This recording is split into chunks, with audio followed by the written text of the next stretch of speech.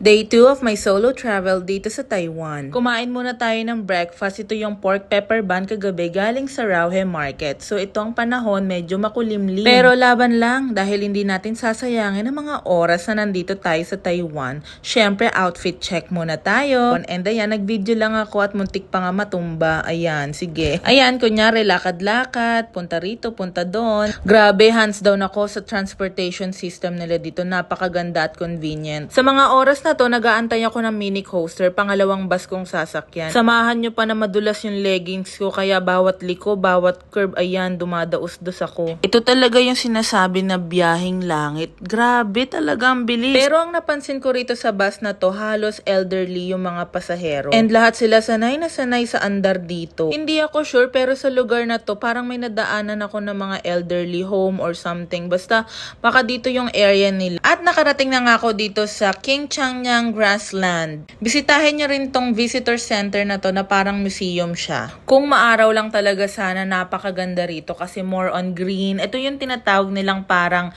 Switzerland ng Taiwan. Sabi ko nga gusto kong bumalik dito kapag hindi na ganito yung panahon. Pero yun, hindi naman ako nakabalik. Pero sa totoo lang, na-enjoy ko rin tong mga oras na to kahit ganyan yung panahon. Sobrang na-enjoy ko at na-appreciate ko yung lugar na to. Hindi na rin ako nagtagal dyan, babiyahin na rin ako pabalik kasi may pupuntahan pa ako. At ito nga, standing ovation ako sa bus and nandito na ako sa next bus kong sasakyan. Dito talaga na-enjoy ko yung mga bus rides ko. Sobrang efficient kasi. Pupuntahan ko yung Miramar Ferris Wheel. Isa siyang mall na may Ferris Wheel. Ayun siya. Dito na rin tayo kakain ng lunch kasi mall naman ito. At napili ko nga kumain ng laksa. O diba nasa Taiwan pero laksa. Pagkatapos ko nga kumain, nagpunta na rin ako dito sa Ferris wheel. Nabukot to sa Klook. Klook, baka naman, nasa na yung code ko. At ito nga, clear cabin yung nakuha natin. Pero alam nyo ba, ngatog na ngatog ako sa kaba dyan. Nakakalula, sobra, grabe. After ko mag-Ferris wheel, nagpunta na ako sa Lohas Park. So ito yung maraming cherry blossom at may mga puno ng cherry blossom. Hindi ko alam kung sisibol pa lang siya o tapos na. Hindi ko sure. Comment down below. At first time ko makakita ng cherry blossom. After nyan, pupunta naman tayo ng Taipei 101 at nadaanan natin yung Ichiran. Pero hindi tayo kakain doon kasi medyo mahal.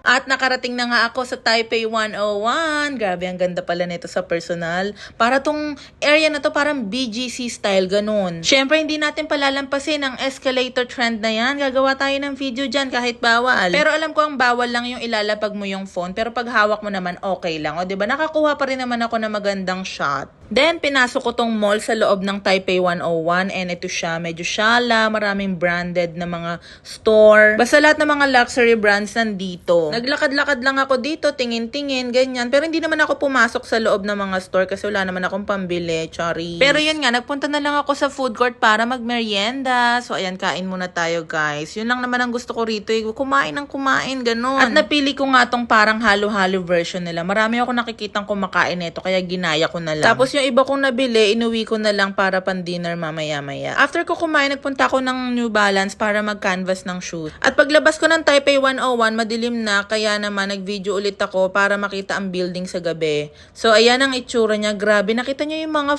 foggy na yan. Then, babalik na ako ng Simending para bumili ng shoes na gusto ko sa New Balance. And that's it for my second day dito sa Taiwan. Thank you for watching. Bye!